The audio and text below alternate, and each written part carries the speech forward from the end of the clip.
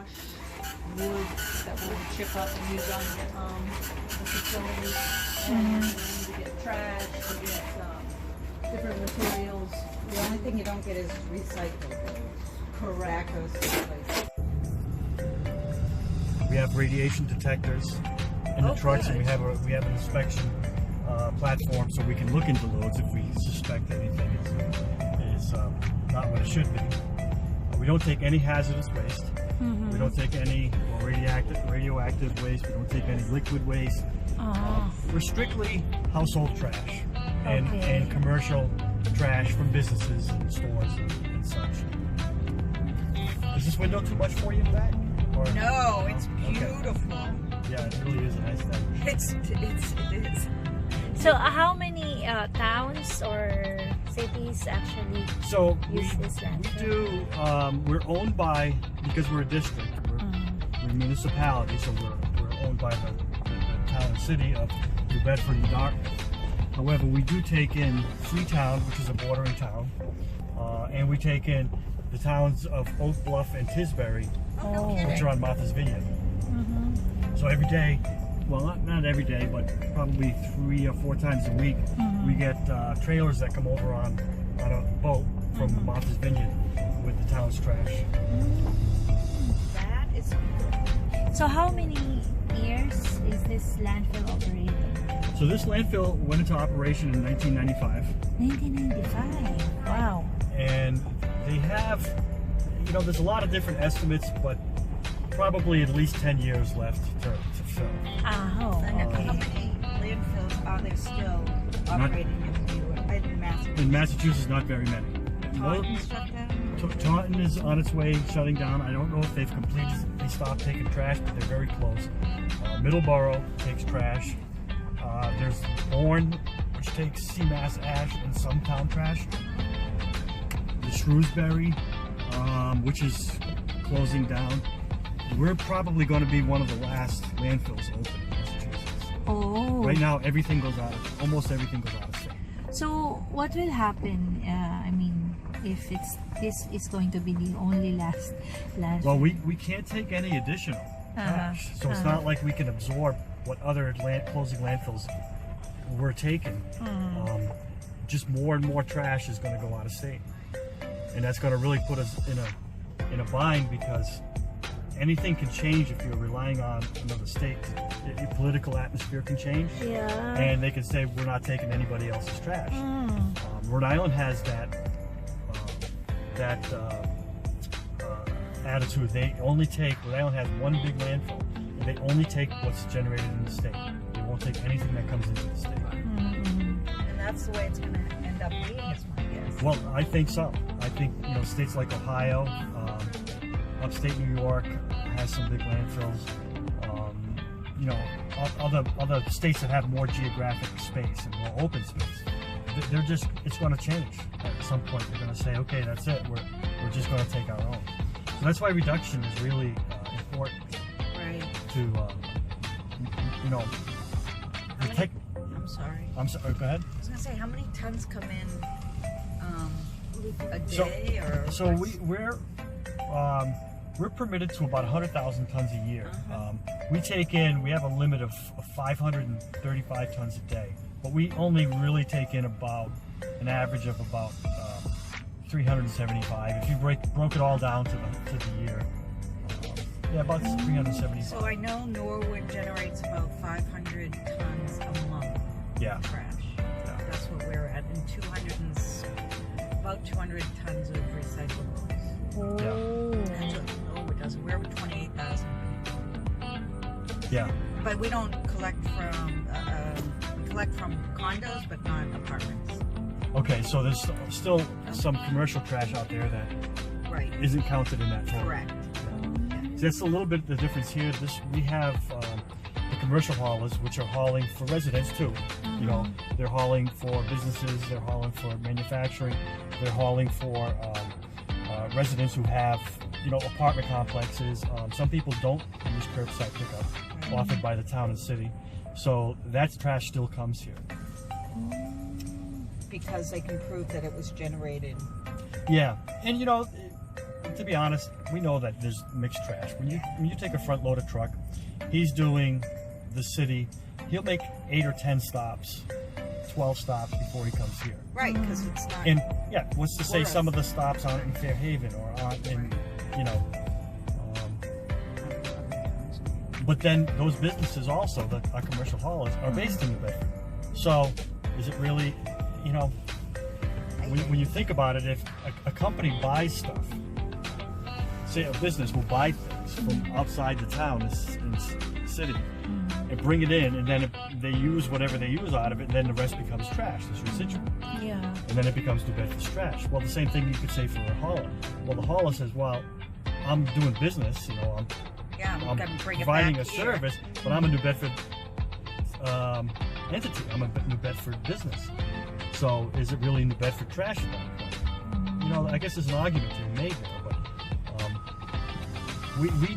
what we don't try to do is to fill the landfill too fast. Yeah. We want to make the landfill last. Slow and steady, right? Yeah. Because we're not looking for profit. You know, we look to survive, so we have a very favorable tax, well, I say tax, a very favorable disposal rate for the town of Dartmouth and the city of New Bedford, and the 2 surrounding communities, because like every other landfill around, they always put the landfills right on the borderline of the town. And this was no different. We're actually sitting in Dartmouth, but Freetown is the woods. So Freetown bears the brunt of the landfill, because landfills aren't an attractive thing to have. And it bears the brunt of the landfill just as much as Dartmouth does. So we offer Freetown, even though they're not one of the governing bodies, we give them a favorable rate also. So Norwood's landfill, I've been working with the town for about 30 years, and it closed while I've been working there. Yeah. It's capped. Right. Like most small town landfills. Yeah, that's what I was telling these guys. Every town, I know where I live in Sharon, I know where the Sharon one was. Yeah. I grew up in Canton, I know where the They Canton all one had, was. yeah. They all, and like Canton's now has solar, and Yeah. us in Norwood, we use ours for our, just transferring materials. We have our leaf dump and all that. So the sections that we're sitting on now, that side of the landfill is all capped. Okay. This side is going to go higher, because once that comes up and we get more flat area, then everything's going to go up. So there's going to be vertically probably about another 80 feet of trash. Wow.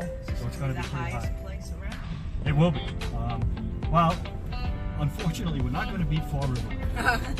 Fall River landfill was a bigger landfill. It's closed now, but they have an elevation of about 440 feet. We're only going to go to about 320. So, you know, we have this landfill in my city that actually had that trash slide. You know, it rained a lot in the Philippines. Yeah, and if you build the slopes, I know I've heard about that in a few different places. You know, the slopes get so saturated and everything just goes poof. Yeah.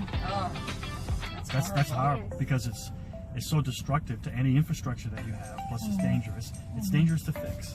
Yeah. And then you get odors and in the rain. Trash slides because of the rain. Yeah.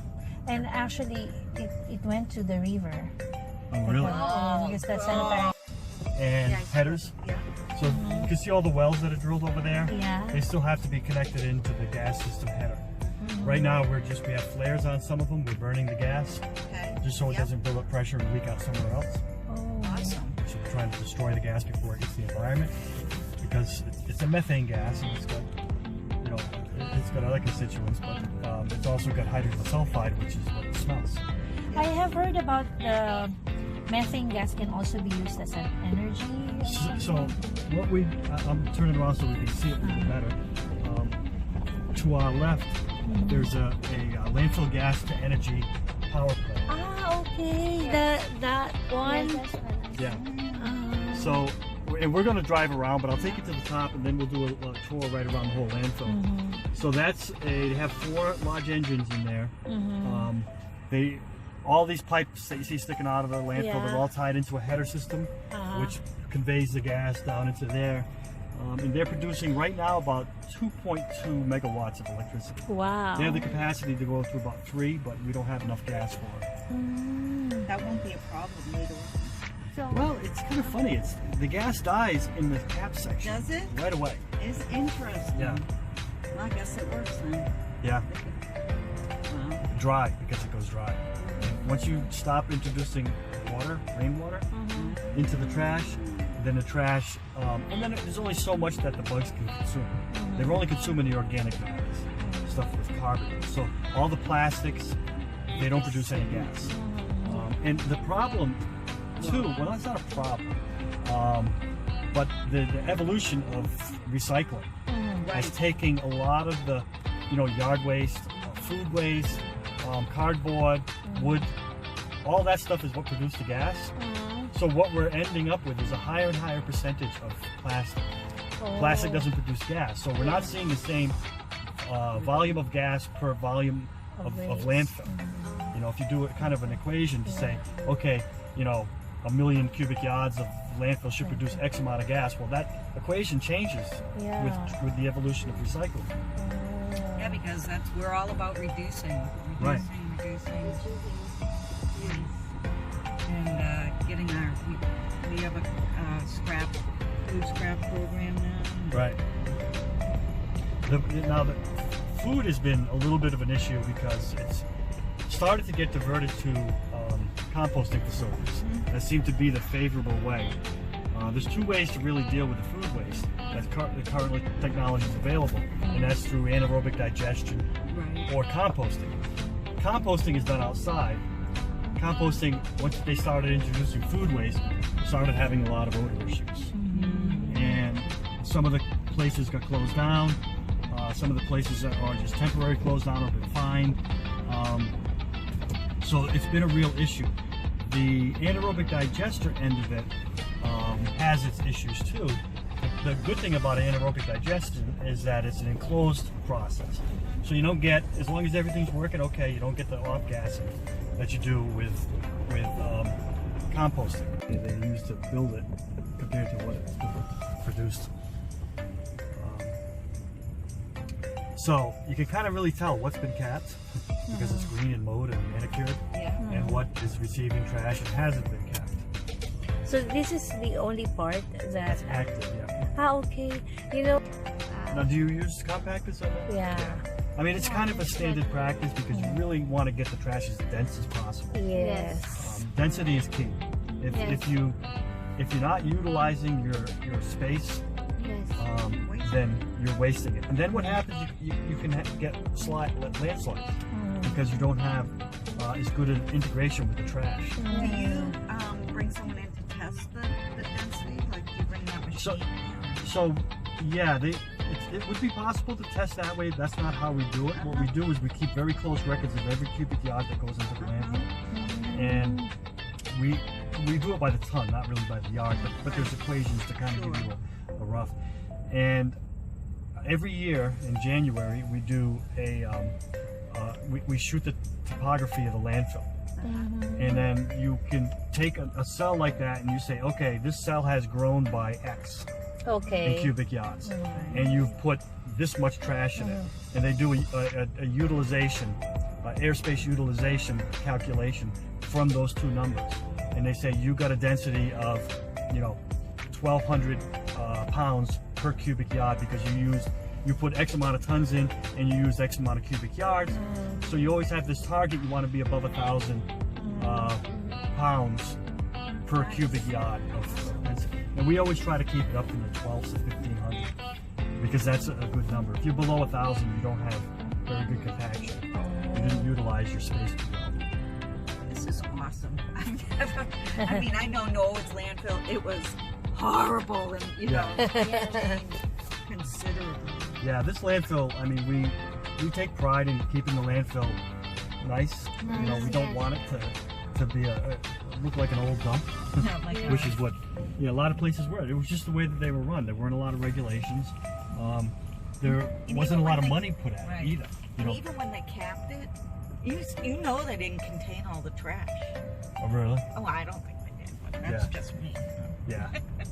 Well, I know that because I worked for BFI, and they used to run, because you said you were from Canton, they used to run the Randolph landfill, which actually went out into the Canton Flats. Oh. They went over the property line. Right. So what they have to do? So what they did was they remediated that section, but that goes down towards the reservoir. Right, the res, Yeah. which we don't get our water from anymore. They don't take it. Oh really? I don't. Yeah, no. Our reservoir in Canton, it's just for passive recreation. Oh okay. It could be like super duper backup, but I don't. Yeah. My parents actually, they can see the reservoir from their living room. Oh really? Yeah. They moved to an independent living space. So before this landfill was actually open, did it experience some kind of protest from the local people? Yes. And every landfill will. Yeah. Nobody ever greets a landfill with open arms. I know, right? There were residents that were against it. It's hard to site a landfill unless you have a big tract of land with nobody living around it. Then you could site it with minimal resistance. But then there's always the traffic. It's going to drive. The truck's going to get to the landfill somehow. This one was thought to be in a good spot because it was in the back of an industrial park. It's right off the highway, so there's not going to be a lot of impact to residents, to the residents that live around it. However, you can't see them because it's heavily wooded. But we have a lot of residents that live within 800 feet of the landfill, and that's not very far. So, and that's why this is up, just in case. Well, the netting is we like to keep it clean. It's easier to. It'll get all caught in the trees. This landfill in half an hour with high winds can look a lot different than this. There'll be trash all up in these little fences all the way around the corner, and it can go bad quickly. Oh wow! This is, I think, the most beautiful landfill I've ever visited. I've ever seen. I've been to a lot in the Philippines. Burnt the gas until we could kind of get a feel for how much gas and how good the gas quality was, and then the power plant went in. It's owned by another company, and we actually sell them the gas. Wow. So, and they lease the land, and we sell them the gas. So we don't run the plant itself. Oh. It's Eversource that buys the electricity from them, and Wow. Eversource turns around and sells to everybody. Oh, that's nice. So this is all the liquid that comes from the landfill gets pumped, gets drawn into this. This is just a basic, like a sewer leachate. Okay. We do have an anaerobic digester. It's that big green tank. Yeah. They take food waste, they bring it in on this pad right here. They empty the food waste into underground tanks, mix it all together. They use the residual heat from the engines, and they keep the contents of that tank right at like 98.6 degrees, which is kind of a coincidence. It's the same temperature as our body, but that's what promotes. Nature loves consistency. That's what promotes digestion. So really, that digester is just basically a big stomach. Oh wow. It produces a fairly high percentage methane gas, and they burn that along with the landfill gas in the engines. So do you also have like wastewater treatment plant? We rely on the city of New Bedford's treatment plant. So we pump everything out raw the way it comes out of the landfill. And it goes into the city system, and it just, they bill us like if it was sewage. Oh. So yeah, we don't have, because we have that, we don't have to treat our liquid waste here.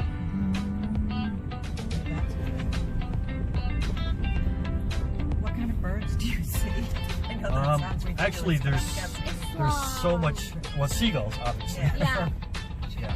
But we have eagles that live here. Eagles. We have a lot of deer. We have a lot of coyotes. We have a lot of fox. Wow. Woodchuck. This place is loaded with. In fact, this is why we have little breaks in the fence, So they can get in and so the deer can get in. Otherwise, you're trying to fence the area in for security, but it makes the animals trapped. And then if you come around a corner and there's a deer coming down the slope, he panics, and he'll just keep ramming into the fence. Yeah. And sometimes until they get themselves caught, especially in the paper nets. If you have a deer with horns and antlers, they'll get caught, and we have to cut them out. And that's dangerous because you don't want to get hurt yourself. That makes me kind of happy. Yeah, hawks probably too. Yeah, a lot of hawks. Well, there's open space and there's a lot of moles and mice living in the on the grass plains. This is so nice. I know, I feel like let's build a house. You know, the sanitary landfill near my city, like a lot of people are complaining because the trucks that usually go to our city smells really bad. Yeah. And it passes by some schools. Yep. So Yeah, so we install, we build and install all our own pipes. The only thing we really don't do is drill the wells. So, because, to invest in a well drilling apparatus. So we contract that out, and then they come drill the wells, we build everything, put it in a hole, and then we connect them up with all the gas line header, which you can see all that. This is just our pipe yard. Spray your seed? Yeah, well, we used to hydroseed it, but lately we've just been using a spreader, and it works fine. Yeah. It's much less expensive. This is just an example of these cells back here have pumps in them. So these pipes go down into the landfill above the liner. Okay. And then they have float switches on it. You can see there's pump 1, pump 2, but then there's also another one marked S, which is secondary. So we have a liner system that is the primary collection system for the leachate. And that's a series of, it's a thick synthetic polyethylene liner. And then it has sand and pipes and everything to collect leachate. If anything gets through that liner, if it gets punctured, it goes into a secondary system, which has another liner, and then has a geosynthetic clay underneath that, and then natural clay into that. So nothing goes through that. Nothing. And then it'll get detected in this, and we monitor how much comes into that secondary system, because there is allowances, because they understand that if you're putting a plastic system down in 7 or 8 acres, there might be a leak somewhere. So that's why it gets into the secondary system, and you're allowed a small amount of leakage. This cell, we don't have any leakage at all. This cell never gets secondary. wow. So what happened to the landfills that are already closed? Like, is there an agency that monitors or something? Yes. So the Department of Environmental Protection oversees the monitoring.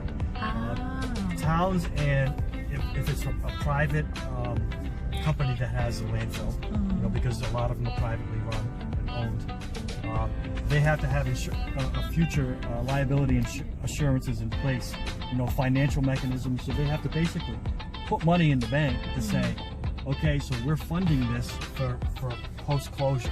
But for once it's closed, we know we're going to have to mow it.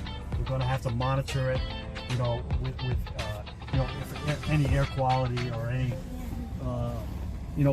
leachate outbreak or whatever. So they have to monitor that. Some kind of emergency fund or something? Like yeah, so they have a fund set up for that for all the future. And they generally, I know we have a pretty high amount of financial assurance that we have to have. But this is just a lot of this is just iron that comes out of the soils. Oh. They left this out because they're going to put a cell here, and this is the liner, and this makes it easy for them to find. I particularly don't like that system. But, of yeah. out so that. Now the reason to stop is because over here is wetlands, and we're not putting any liquids in the wetlands.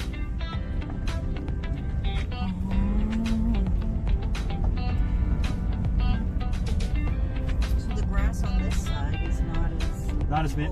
We haven't mowed it yet. We just planted it this year. Oh, okay. But a lot of it that comes up is rye, and rye just dies off. I was curious about what you put down. Yeah. It's actually called mass slope mix. And it has rye in it that come up fast and stabilize. So here's our composting facility. Oh, okay. We're gonna move it because we don't have a lot of room right now. This is where windrows up, and then we have a big pile. What are those pipes? It's just drainage for water that comes out of the woods. Okay. Yeah, we get a lot of water that when it rains that comes through the woods and just kind of floods this area. So we have a pipe that runs over to there to try to collect it. So this doesn't get so muddy. And this is just construction debris? Yeah, so we have you know, we take in some, and mostly from the city.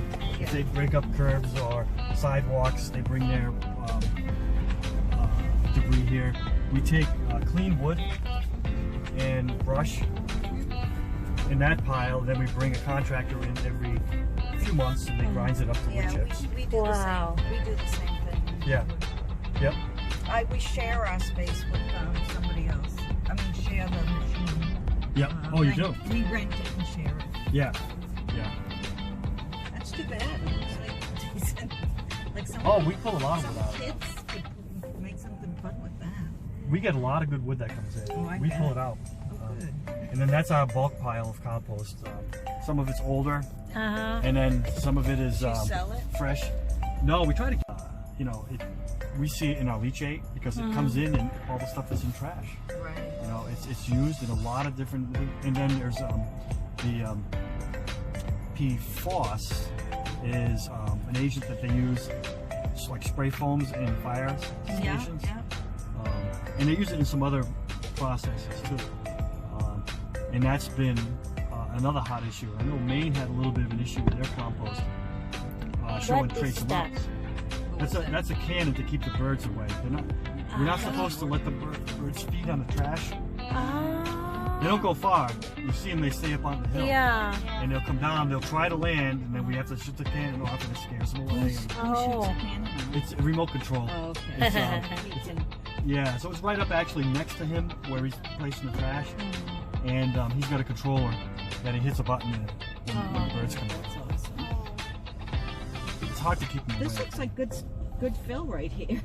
This is I know it, doesn't it? It looks like you could use it use it as backfill or somebody's but fill in. it's they cleaned a dam in Plymouth, and this is all the dredgings from the dam. Wow, that's way better than.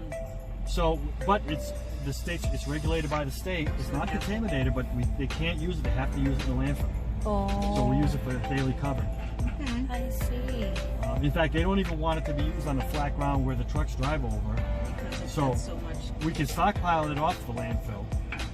Because right now it's stockpiled in the DPW yard in the back of Plymouth, which is all sand. So it doesn't leach anything, but they sometimes have crazy regulations. Yeah. You know? If something comes through the gate of our landfill, it's regulated different than if it was in your backyard. You know, we can't do the things that you could do with it in your backyard. Because that stuff. Wow. It looks great. And it's just stuff from from land. The dam is all just sediment from all the tributaries that feed it. Yeah, we had to replace a couple of dams. Oh, it's so expensive. The town of Plymouth is paying so much money to get rid of that stuff. Is that where you live, or? No, I live in Freetown actually, the next town over. Freetown State Forest. Yeah, I live right next to it. It's a great place. It really is. These birds. Yeah, they're a nuisance.